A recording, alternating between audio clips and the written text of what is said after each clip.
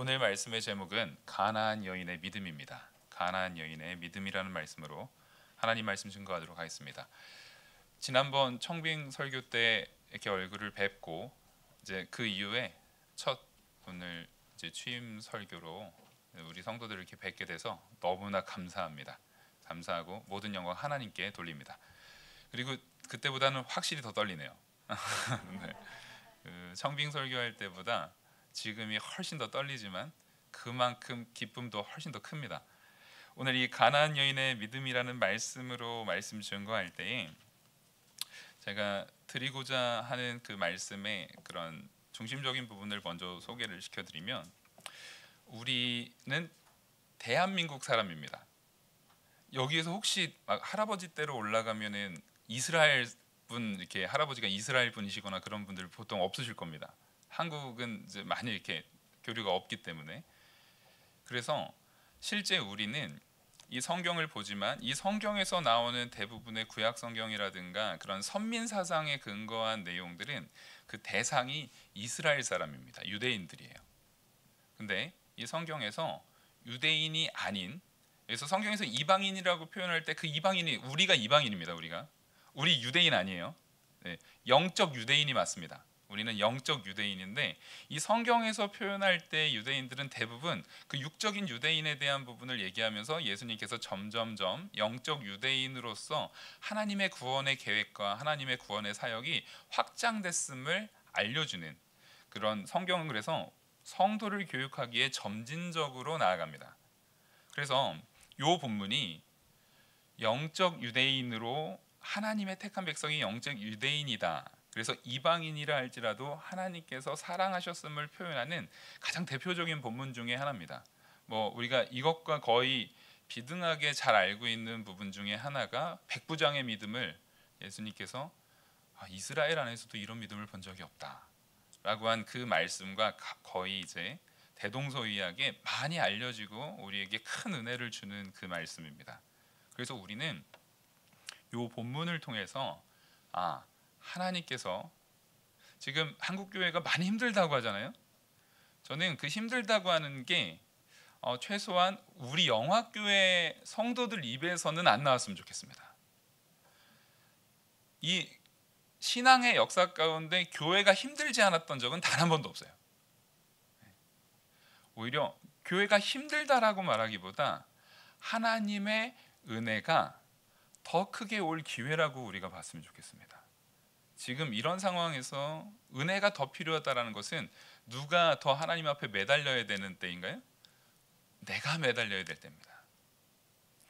하나님께서는 우리에게 환난을 허락하시는 거예요. 하나님이 허락하시는 내용이 아니고서는 우리가 당하는 일이 없습니다. 어떨 때는 도저히 이해 안 될 수 없는 그런 어려움들이 있다 할지라도 천지를 창조하시고 주재하시는 하나님의 은혜 안에, 능력 아래, 하나님의 보호하심 안에 있다라는 것을 우리는 믿어야 됩니다.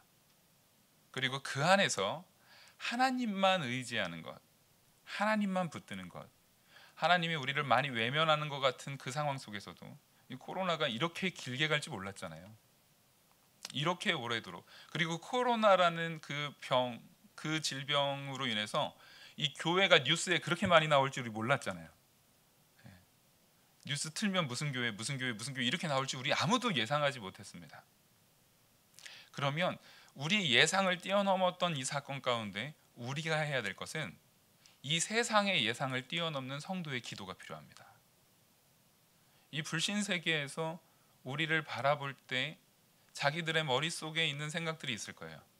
하지만 우리는 히브리서에서 말하는 것처럼 세상이 감당지 못할 믿음으로 그들의 예상을 뛰어넘는 기도, 하나님께서 보시기에 기뻐하고 사랑하는 그 기도, 그 기도의 자리까지 나아가고자 하는 마음으로 오늘 이 말씀을 준비했습니다.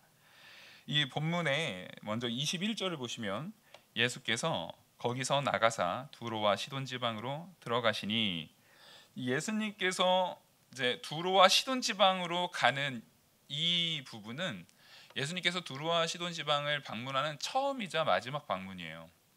그러니까 이 사건은 어떤 의미로서 우리가 바라봐야 되냐면, 이 가나안 여인은 이때에 기도하지 않았으면 다시는 예수님을 볼 수가 없습니다.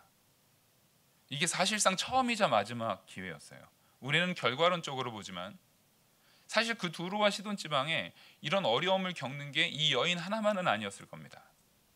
근데 그 성경 안에서 기록되고 예수님께서 보여주는 내용은 이 여인에 대한 믿음 하나예요.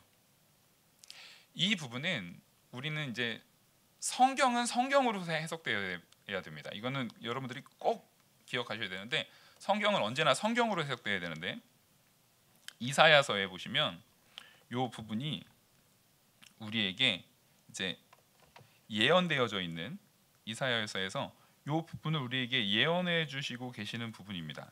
그래서 이사야서 43장입니다.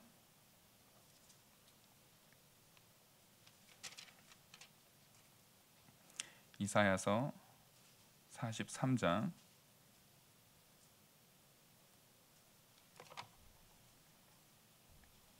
이사야서 43장이 아니네요. 네. 제가 기록했던 내용을 잘못 표기해 놔가지고 죄송합니다. 이게 이사야서에서 이사야서 9장입니다. 이사야서 9장. 이사야서 9장 1절부터 2절 말씀입니다. 이사야서 9장 1절로 2절 말씀입니다. 제가 읽어드리겠습니다. 전에 고통받던 자들에게 흑암이 없으리로다. 옛적에는 여호와께서 스불론 땅과 납달리 땅이 멸시를 당하게 하셨더니 후에는 해변길과 요단 저쪽 이방의 길 갈릴리를 영화롭게 하셨느니라. 흑암에 행하던 백성이 큰 빛을 보고 사망의 그늘진 땅에 거주하던 자에게 빛이 비치도다. 이 본문이 마태복음 15장 28절의 요 사건을 이사야서에서 예언하셨던 내용이고, 그 예언이 예수님을 통해서 이 방문을 통해 성취되게 하는 부분을 예수님께서는 보이시는 거예요. 요 사건을 지금 요 부분을 제가 왜 굳이 언급을 드리냐면, 예수님의 공생의 기간에 대한 모든 내용은 핵심이 이겁니다. 예수님께서 하나님의 아들이고 우리의 구주 되시는 메시아다. 이걸 보여주는 거예요. 그래서 예수님께서 이제 세례 요한이 감옥에 갇힌 후에 세례 요한의 제자들한테 예수님이 지금 메시아가 맞습니까? 하고 물어보라고 해요. 물어보라고 했더니 예수님께서 내가 지금 병자를 고치고 귀신을 내어주었고 하면서 쭉 이야기를 합니다. 그거 그대로 가서 내가 지금 하고 있는 사역 그대로 전해라 라고 그 말씀을 전해요. 그러면 예수님께서 그 말을 왜 했느냐? 지금 세례 요한은 예수님이 메시아면 보다 영적인 것, 경건한 것, 그 당시에 병자 고치고 사람들 막 이렇게 신유의 은사, 우리 그렇게 생각하면 좀 이상하잖아요. 막 신유의 은사 베풀고 이런 부분이 아니라 좀 더 영적인 사역을 했어야 될 것 같다라고 생각했던 세례 요한의 생각을 훨씬 뛰어넘는 겁니다. 예수님의 그런 사랑은, 예수님의 그 능력은 먼저 그 모든 백성들에게 이사야서에서 예언되어지고 있는 그런 역사들을 증거로 보여주면서, 예수님이 그 증거들로 그것들을 보여주면서 내가 너희들이 기다리고 있는 그 메시아다. 이사야서는 전부 다 예수 그리스도가 메시아, 앞으로 오실 메시아가 어떤 분이신지를 보여주는 말씀인데, 그 말씀에 대한 증거를 예수님께서 사복음서 안에서 공생의 기간 동안 계속 보여주시는 거예요. 내가 메시아다. 그 본문을 우리는 반드시 이해하고 가야 됩니다. 지금도 유대인들은 아직도 메시아를 기다리고 있어요. 왜냐하면 예수님을 메시아로 믿지 않기 때문에 그렇습니다. 근데 오늘 이 본문에 이 가나안 여인은 기본적으로 유대인이 아닙니다. 유대인이 아니고 이 본문과 같은 내용을 다루고 있는 마가복음에 보시면 마가복음 7장 24절부터 30절 말씀이 이 본문을 다루고 있는 내용인데, 거기 26절을 보시면 그 여인에 대해서 설명하기를 그 여자는 헬라인이요 수로보니게 족속이라. 지금 헬라인이고 수로보니게 족속이라고 표현하고 있어요. 여기에서 우리는 도대체 이 사람이 그러면 헬라 사람인지 가나안 사람인지, 여기 우리 오늘 본문에는 가나안 여인이잖아요. 그러면 가나안 여자인지 헬라 사람인지 수로보니게 사람인지 우리는 혼동될 수 있는데 사실은 이게 혼동스러운 내용은 아닙니다. 왜 그러냐면 이때는 가나안이 있나요? 가나안은 언제 표현한 내용입니까? 출애굽 당시에 있었던 가나안이에요. 그 이후엔 가나안이 없어요. 그러니까 근데 이스라엘 안에서 이 여인이 이제 수리아에 속한 보니게, 그러니까 베니게라고도 표현하고 보니게라고 표현하는 그 족속의 사람인 겁니다. 근데 헬라 여자라고 했던 이유는 언어적인 부분이에요. 그러니까 미국을 생각하면 간단합니다. 미국은 많은 연방들, 실제적으로는 각 나라들이 하나로 합쳐져서 한 연방이 된 거예요. 근데 언어는 다 뭘로 씁니까? 영어를 씁니다. 영어를 쓰는 나라들은 많지만 그 안에서는 뭐 말 그대로 아시아계 미국인도 있고 뭐 스페니시계 미국인도 있고 뭐 저기 이제 말 그대로 동남아계 미국인도 있고 이렇게 여러 미국인들이 있는 것처럼 이 여인은 당시에 로마 시대의 속국 안에 있었기 때문에 로마 시대에 헬라어를 사용하는 그 로마의 큰 진영 아래 수로보니게 여인이었던 거예요. 근데 실제 예수님께서 유대인으로서 사용하셨던 언어는 헬라어가 아닙니다. 아람어예요. 아람어. 당시에 예수님께서 주로 활동할 때 주요 언어는 히브리어도 아닙니다. 아람어를 주로 사용했거든요. 그러니까 실제로 이 여인과 예수님은 언어가 잘 통하는 상황은 아니었어요. 그러니까 언어도 잘 통하지 않는 이방인, 그리고 예수님이 이게 처음이자 마지막 방문하는 그 자리예요. 그러니까 이 사건이 어찌 보면 우리가 느끼기에는 이런 정도의 아주 의외성이 됐을 땐 야, 운이 좋았네. 야, 진짜 그 가나안 여인 마침 딱 그 타이밍에 예수님 만나가지고 참 복 받았네. 우리가 복 받았네라는 표현을 운이 좋았네라고 같이 사용하면 안 된다라는 거예요. 그러니까 안 믿는 사람들이 운이 좋았네라고 사용하는 걸 우리는 우리가 복 받았다라고 말하는데 이건 다른 표현입니다. 우리에게 복은 운하고는 상관이 없어요. 우리에게 있는 복은 하나님께서 예비하신 바를 하나님께서 주장하셔서 하나님의 섭리로 결코 실패함이 없이 보호하시는 겁니다. 그건 우연의 산물이 아니에요. 하나님의 확정적 은혜입니다. 하나님의 변함이 없으신 신실하신 하나님께서 약속하신 은혜가 이 여인에게 부어진 거예요. 이사야 아까 9장 1절 2절에서 했던 내용이 여기에서 예언이 되는 겁니다. 그 예언을 예수님께서 성취해 주시는 거예요. 그래서 이 여인이 그 자리에 있었을 때에 하나님께서는 도대체 왜 이 여인, 사실상 이 두로와 시돈 지방의 이 가나안 여인이라고 표현하는 이 여인을 만나러 갔던 그 이유는 그 지역에 갔던 이유는 이 여인의 이 기도를 성취하기 위한 겁니다. 이 여인의 기도를 성취하기 위한, 그것이 하나님의 계획이었다라는 거예요. 그러니까 굉장히 중요한 겁니다. 근데 이 여인이 이미 예수님이 이 땅에 오기 전에 먼저 준비되어져 있던, 하나님께서 미리 준비시키셨던 부분이 있다라는 거예요. 그게 바로 22절입니다. 가나안 여자 하나가 그 지경에서 나와 소리질러 이르되 다윗의 자손이여 나를 불쌍히 여기소서, 내 딸이 흉악하게 귀신 들렸나이다 하되. 벌써 이 여인은 아까도 말씀드렸듯이 헬라어를 사용하고 아람어를 사용하고 있는 예수님의 그 무리, 이스라엘 사람들하고 사실상 언어도 뭐 이렇게 조금씩 거기에서도 헬라어, 당시에 뭐 다 전부 다 로마 속국이었으니까 헬라어를 사용하는 사람이 있었겠지만 예수님에 대한 가장 직접적인 그 메시지를 받기에는 언어적으로 분명히 제약이 있었어요. 더욱더 중요한 것은 지역적인 제약이 있었습니다. 그리고 결정적으로 이게 가장 결정적인 거예요. 이방인이잖아요. 더욱이 이방인 중에서도 누굽니까? 여인입니다. 남편이 있는지 없는지는 나오지 않지만 지금 여기 주목되고 있는 건 여인이에요.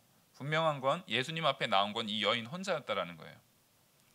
우리가 신앙생활을 오랫동안 배우다 보면 알 수 있는 이 구약 성경 안의 시대적 배경 속에서 가장 비참한 그 차별을 당했던 게 여자와 아이입니다. 사람 취급받지 못했고 실제 이방인들에 대한 부분을 개돼지 취급했습니다. 유대인들이. 근데 이방인이 아닌 이스라엘 사람, 유대인 아니라 유대인 속에 있다 할지라도 여자와 아이는 사람으로 계수하지 않았어요. 그러니까 근데 이 사람은 이방인이면서 여자입니다. 가장 소외되는 이 유대 사회 안에서는 가장 소외되는 그 상황 속에 이 여인을 예수님은 이 상황, 이 시대적인 배경 속에서 이 시대적으로 그 여인에 대해서 차별이 당연했던 그 상황 속에서 오히려 그 여인을 만나 주십니다. 만나 주실 뿐만 아니라 마지막 요 본문은 우리가 보시면 마지막에 여자여 내 믿음이 크도다라고 칭찬하십니다. 이 여자여라는 표현이 예수님께서 하시는 가장 그 여자를 향한 가장 극한 존칭어예요. 가장 최고의 존칭어예요. 이게 예수님께서 이 표현을 누구한테 사용하셨죠? 어머니, 자기 어머니에게 사용한 표현입니다. 이게 한국말로는 여자여 하니까 우리가 쓰는 표현이 아니잖아요. 이게 한국어로서는 여자여 이런 표현을 안 쓰잖아요. 근데 이게 그러니까 우리가 잘 안 와닿아서 그런데 이거는 굉장히 존중한 표현이에요. 하나님께서는 하나님의 백성된 우리를 이방인이라 할지라도 여인이라 할지라도 이미 그 시대를 초월해서 요즘에는 우리가 전혀 여성 차별을 하지 않습니다. 지금은 시대적으로 불과 우리가 한 40년 전, 50년 전만 해도 지금보다 훨씬 심했죠. 뭐 100년 전으로 넘어가면은 미국도 여자한테 투표권이 없었어요. 그 정도예요 지금. 그러니까 이 전 세계가 이렇게 말 그대로 여자와 아이들에게 이렇게 관대한 시대가 된 게 뭐 얼마 안 돼요. 사실상 채 몇백 년 안 돼요.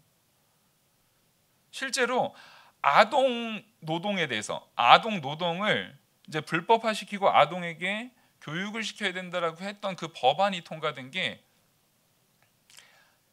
실제 채 얼마 안 됩니다. 아브라함 카이포라는 네덜란드 이제 당시에 총리까지 했던 신학자거든요. 그 신학자가 자기가 총리가 되면서 그 화란 사회에서 입법화시킨 것이 전 세계로 뻗어나간 겁니다. 그러니까 결국에는 그 아동의 일에 대한 부분도 하나님께서 오히려 이 세상의 발전사 속에서 신학자를 통해 목회자를 통해 그 부분을 변화시켰어요. 여성 인권에 대한 부분도 마찬가지죠. 우리나라에서 여성 인권을 가장 잘 대변해주고 획기적으로 개선시켜준 거는요 기독교예요. 네, 우리나라 최초의 여자 간호사를 세운 것도 기독교 병원이었고 그런 것들을 이뤘습니다. 우리나라뿐만 아니에요. 전 세계 모든 나라 아직도 기독교가 바로 서지 못한 저기 이슬람이라든가 이런 데는 여성 인권이 심각합니다. 사람으로 취급받지 못해요. 그러니까 하나님께서는 이때 이미 지금 오해하시면 안 되는 게 구약 성경에 보면 꼭 여자들은 막 피해받고 아이들이 무시받고 남자 우월주의고 성경은 남자 우월주의를 대변하지 않습니까? 그렇지 않아요. 단지 이것은 하나님께서는 남녀 아이들을 다 사랑하셨습니다. 아이들이 오는 것을 예수님께서는 금하지 말라고 하셨어요. 근데 단지 뭐가 문제입니까? 당시의 사람들의 보편적 인식, 보편적 죄의 가치가 수준이 거기까지밖에 되지 않았던 거예요. 하나님께서는 그것을 그 사람들의 수준에 맞춰서 점점 변화시켜줍니다. 천년이 하루같이, 하루가 천년같이. 하나님의 그 시간 속에서 오래 참으심으로 하나님의 기준으로 봤으면 당시에 이 믿음 없는 사람에 대해서 함부로 대하는 하나님의 형상대로 창조받은 그 사람들에 대해서 함부로 대하는 사람들에 대해서 당연히 징벌을 내리고 형벌을 내리고 진멸을 시켰어야 맞지만 이미 아담 때 진멸을 시켰어야 맞지만 하나님께서는 우리를 불쌍히 여기시고 오래 참으심으로 그 시간 속에서 변화를 뭘로요? 가르침으로, 말씀으로 그것을 변화시키고 있는 겁니다. 그 말씀을 통해서 지금 많은 선대 목사님들을 통해서 교육되었던 것들이 지금 젊고 이제 막 부임한 저까지 내려오게 되는 겁니다. 그 유구한 신앙의 유산 속에서 우리가 붙들어야 되는 것은 이 말씀 하나라는 거예요. 그 말씀의 방향은 반드시 하나님께서 우리를 사랑하시고 그 사람 한 사람을 하나님의 백성으로서 사랑한다는 거예요. 그래서 이 가나안 여인을 향해서 하신 하나님의 예수 그리스도의 사랑의 사역이라는 것을 우리는 이것을 꼭 기억하고 가야 됩니다. 왜냐하면 이 안에서 예수님께서 표현하는 표현들이 예수님이 성경 전체에서 표현한 표현 중에 제일 세요. 예수님이 이렇게까지 말할 수 있나 싶을 정도로. 그래서 예수님께서는 시험하기 위해서는 막 함부로 막말하시는 분인가라고 오해하지 말자고 제가 이 말씀을 드리는 겁니다. 예수님께서는 이 부분을 통해서 사랑을 드러내시는 겁니다. 뭐라고 얘기를 하시냐면 이 여자가 다윗의 자손이요 라고 말했잖아요. 그러면 이 여자는 그렇게 말이 안 통하는 상황 속에서도, 그런 상황 속에서도 예수님을 뭘로 믿은 거예요? 메시아로 믿은 겁니다. 이 다윗의 자손이여라는 말은 거의 관용구라고 보시면 돼요. 예수 그리스도로 믿은 거예요. 예수님이 우리의 메시아고 우리의 구주다라는 것을 믿은 거예요. 그래서 다윗의 자손이여 나를 불쌍히 여기셔서 내 딸이 흉악한 귀신 들렸나이다 라고 말했는데 예수님이 어떻게 반응합니까?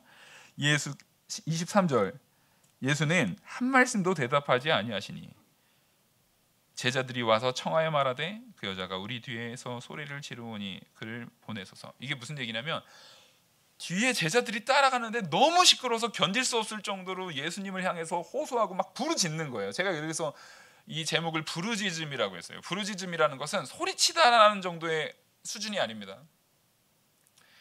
막 짐승이 포효하듯이 온 내 오장육부가 뒤틀려서 짜져서 그 진액이 나오듯이 간절하게 부르짖는 거예요. 그 간절함이 묻어있는 표현인 겁니다. 그렇게 부르짖는데 그 제자들이 예수님 고쳐주세요도 아니에요. 그 제자들은 이미 이 여인이 이방인이잖아요. 그리고 예수님께서 이 두루와 시돈 지방에 왔을 때에 그 어떤 상황에서 왔는지를 우리는 마가복음에서 봐야 돼요. 마가복음에서 보시면 같은 내용을 담고 있는 마가복음 7장 24절을 보시면 예수께서 일어나사 거기를 떠나 두로 지방으로 가서 한 집에 들어가 아무도 모르게 하시려고.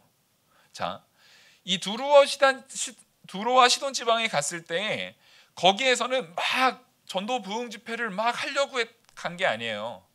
기본적으로 여기서는 스스로를 어떻게 하셨습니까? 감추셨습니다. 근데 숨길 수 없었더라라는 것은 이건 보셔야 돼요. 이 숨길 수 없었던 것은 그 소문을 통해서 누가 찾아옵니까? 이 가나안 여인이 찾아오는 거예요. 분명히 예수님께서 이 지역의 방문함을 통해서 모든 사람들을 향해서 하시는 것이 아니라 택한 백성들 가운데 특별히 이 여인, 그 여인에 대한 예수 그리스도의 계획을 하나님께서 이루시고 있는 것을 우리는 계속 염두에 둬요. 그래서 앞에서 전제한 겁니다. 그 부분을. 지금 그렇게 자기 마음에 분명히 전제한 그 예수님께서는 이 여인의 믿음에 대한 부분을 이미 알고 계세요? 모르고 계세요? 예언의 성취입니다. 이거 알고 계세요. 지금 분명히 알고 계세요. 그리고 이 여인이 끝까지 포기하지 않고 부르짖을 것도 알고 계셨어요. 지금 다른 사람들한테 알리지 않으려는 그런 상황 가운데 근데 제자들은 그걸 몰라요. 제자들은 예수님 같지 않습니다. 그래서 제자들이 보기에는 이 여인이 너무 소리 지르니까 제자들이 얘기 말하는 것을 보내소서 하는 게 예수님 그동안에 사람들 많이 고쳐줬잖아요. 그래서 고쳐서 보내시든 아니면 내쫓아서 보내시든 어쨌든 지금 그만 좀 쫓아오게 해달라고. 너무 시끄럽다고 지금 호소하고 있는 거예요. 근데 이게 그 따르고 있던 제자들과 예수님의 차이입니다.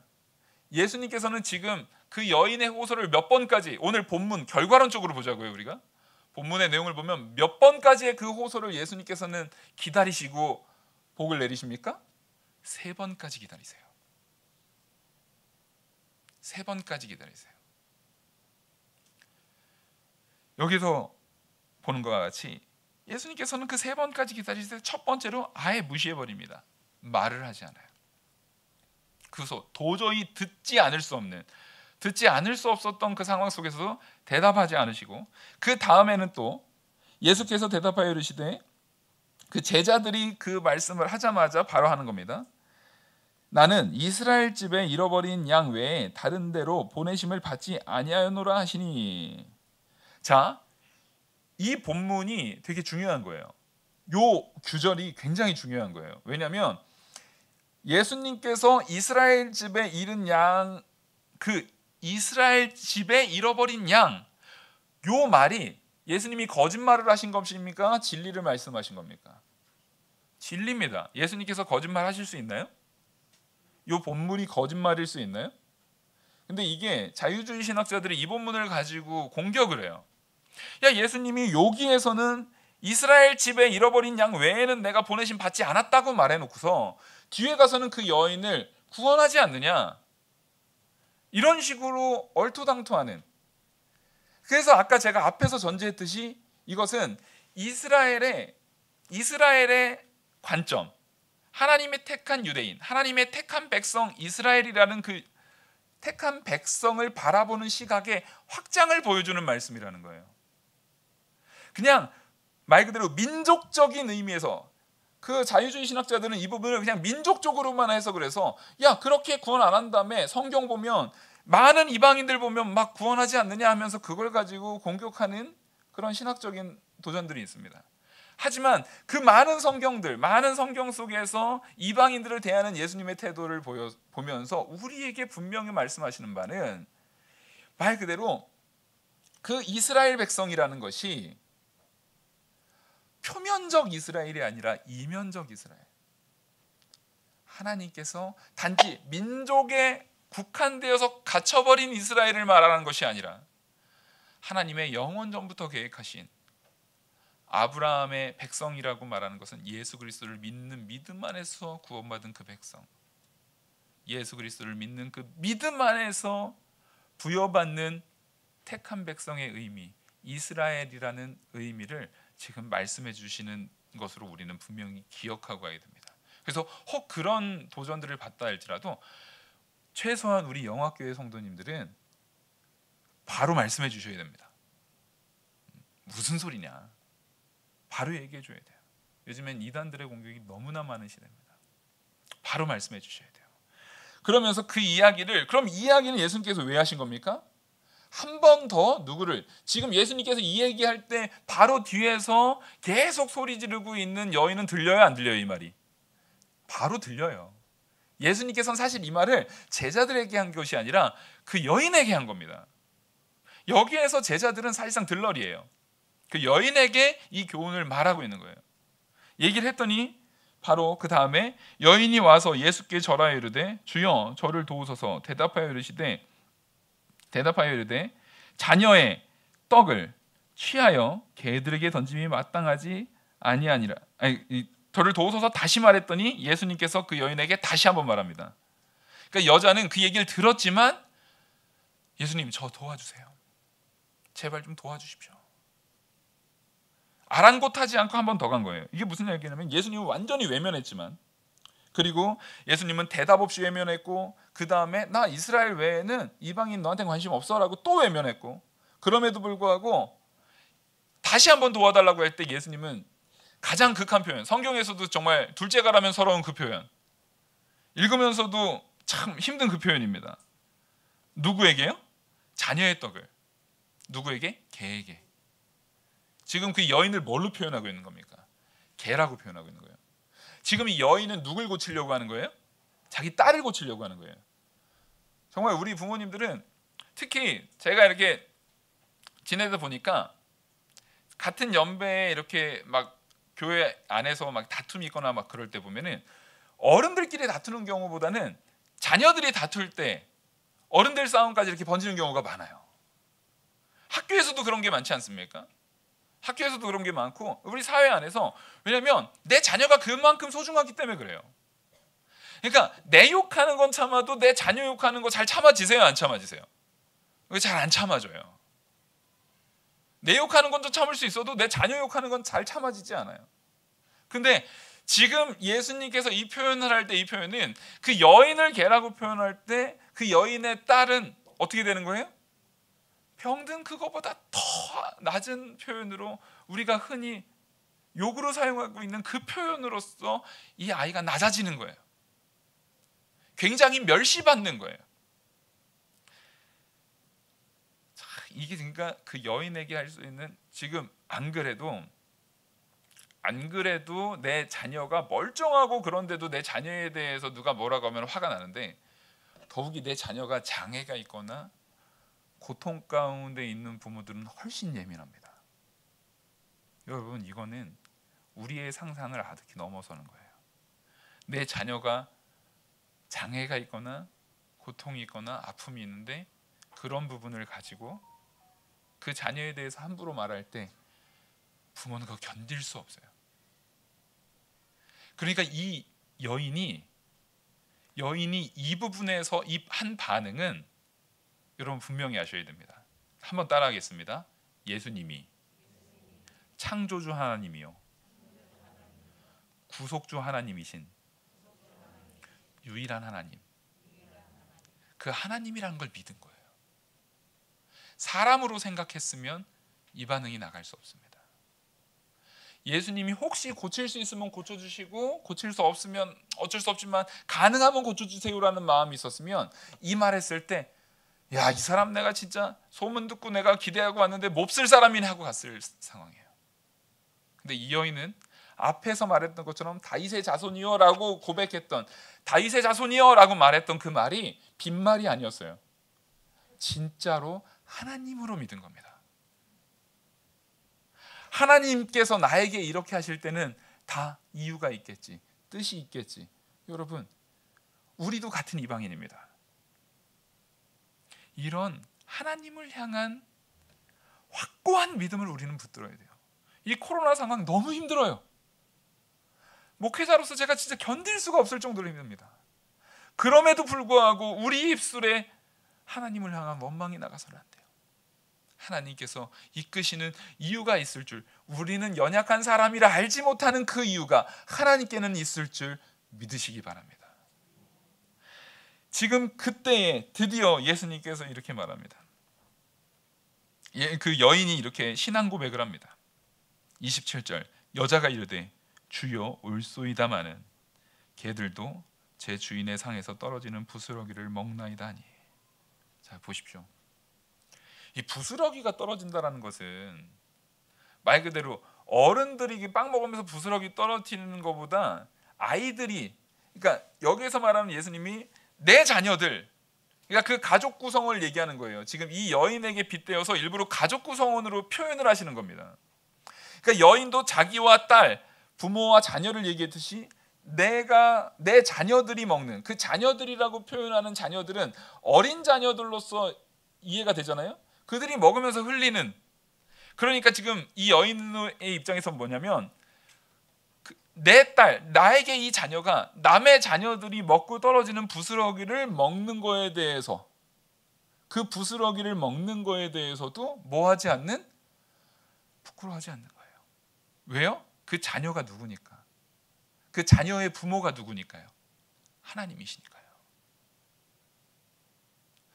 하나님을 통해서 얻어지는 부스러기라도 죄인된 나, 연약하고 전적 타락하고 무능하고 부패한 나, 이 여인은 그걸 깨달은 겁니다. 자녀가 귀신 들려서 앓고 있으니까 내가 엄마한테 할 수 있는 게 하나도 없는 걸 발견하는 겁니다. 완전히 무능하고 아무런 능력이 없는 나, 그 원인조차도 모르고 있는 나, 바로 우리들이에요. 우리 죄의 원인, 정말 내가 이 죄 가운데서 어떻게 벗어내야 될지 모릅니다. 그거에 대해서 해결 방법이 없는 나를 하나님께서만 이끌 수 있는 거예요. 하나님께서 그것을 붙들어 주시기를 간절히 바라고 자신이 죄인이라는 것을 고백하고 있는 거예요. 이 본문이 바로 이 가나안 여인의 회개의 증거입니다. 예수 그리스도 앞에서 다윗의 자손이여라고 고백했던 그 증거를 통해서 예수 그리스도를 믿는 믿음이 발견됐고, 그 믿음 가운데 예수님께서 이 여인에 대한 이 질문들을 통해서 뭐가 발견되는 겁니까? 이 여인이 회개한 증거가 나타나는 거예요. 여러분, 이 본문을 보면서 예수님께서 도대체 왜 이런 시험을 했을까요? 왜 이렇게까지 시험합니까? 결론적으로 28절에 이렇게 말씀하시잖아요. 이에 드디어 지금 3번이나 얘기하고 마지막 개라고 말했던 그것까지도 딱 대답하는 그 시점에 예수님께서 이렇게 대답하십니다. 여자여, 아주 존칭하면서 내 믿음이 크도다. 내 소원대로 되리라 하시니 그때로부터 그 딸이 나으니라. 여러분, 예수님께서 이 말씀을 우리에게도 하십니다. 지금 예수님께서는 이 시험을 왜 줬느냐? 성도의 신앙을 드러내는 거예요. 아브라함에게 이삭을 바치게 한 이유입니다. 아브라함이 믿음의 조상이 됐을 때 유대인들이 항상 하는 얘기가 뭐예요? 이삭 바치는 사건이에요. 근데 분명히 말하지만 갈대아우르를 처음 나올 때 아브라함은 자기 아내를 2번이나 판 사람이에요. 믿음의 조상으로서의 역할을 충분히 감당할 인격적인 존재입니까? 아니요, 연약합니다. 모세는 쓰임 받기 전에 자기 주먹 믿고 권력 믿고 사람 쳐서 죽인 사람이에요. 그럼에도 하나님께서 쓰십니다. 맞아요. 하나님께서 우리에게 시험, 환난, 시련을 주신 이유는 우리를 정금같이 만들기 위한 겁니다. 그걸 통해서 이 가나안 여인의 이 사건이 두로와 시돈 지방에서 유일하게 이 여인만 지금 몇 천 년의 시간 속에서 우리에게 전해지고 있습니다. 성도의 신앙의 모범으로 우리에게 교훈되고 있어요. 하나님께서는 이 여인의 믿음을 통해서 이 여인뿐만 아니라 누구도 교육하시기 원합니까? 나를 교훈하시기 원합니다. 나를 변화시키기 원합니다.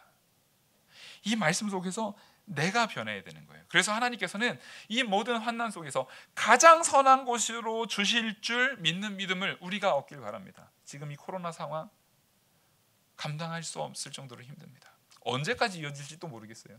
또 2차 팬데믹이 뭐 되네 마네 하면서 또 막 뉴스에서 나오더라고요.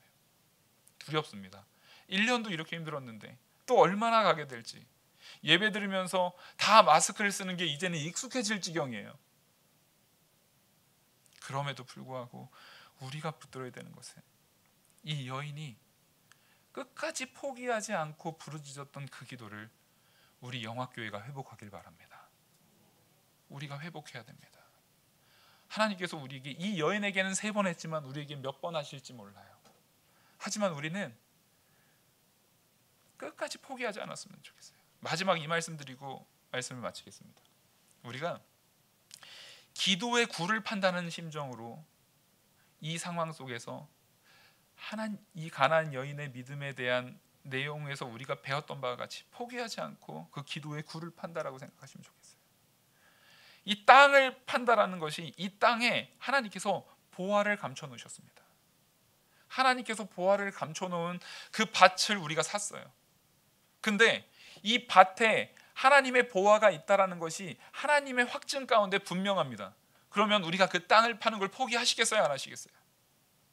그것이 확실하다면 한 10m 파다가 안 나오면 에휴 없었나 봐 이러시겠습니까? 하나님께서 약속하셨다면 여러분 끝까지 파셔야 되는 거예요. 10m 파다 멈췄는데 10m 1cm에 있을지 어떻게 알아요? 근데 우리가 분명한 건 이게 확정적이지 않다면 포기할 수밖에 없어요. 세상에 뭐가 있는지 없는지도 모르는 것처럼 이 정신질환자들한테 실험한 결과인데 그냥 아무 의미 없이 땅 파는 것만큼 고통스러운 작업이 없대요. 근데 우리는 기도의 땅을 파자고요. 누구의 약속을 믿고요? 그 안에 보화가 있습니다. 하나님께서 주신 보화가 있습니다. 이것은 제가 보화가 있을지도 모르니까 여러분 파세요가 아니에요. 하나님의 확증입니다. 약속입니다. 반드시 있습니다. 포기하지 말고 내 목숨이 다하는 그날까지 하나님 앞에 끝까지 기도로 붙드는 하나님이 우리 주 예수 그리스도가 우리의 하나님이시고 그 하나님께서 성령 하나님께서 우리 안에 계시다는 것을 믿고 기도로 파내려가는 저와 우리 영화교회 성도님들 다 되길 간절히 소망합니다. 기도하시겠습니다. 은혜와 사랑이 많으신 하나님 아버지, 이 말씀 하나님께서 주셨사오니 우리 안에 새겨지게 하시고 그 말씀이 우리 안에 역사하여서 믿음이 강건하게 세워지고 기도가 끊이지 않는 성도로 자라나게 이끌어 주시옵소서. 이 모든 말씀 살아계신 우리 주 예수 그리스도의 이름으로 기도드립니다. 아멘.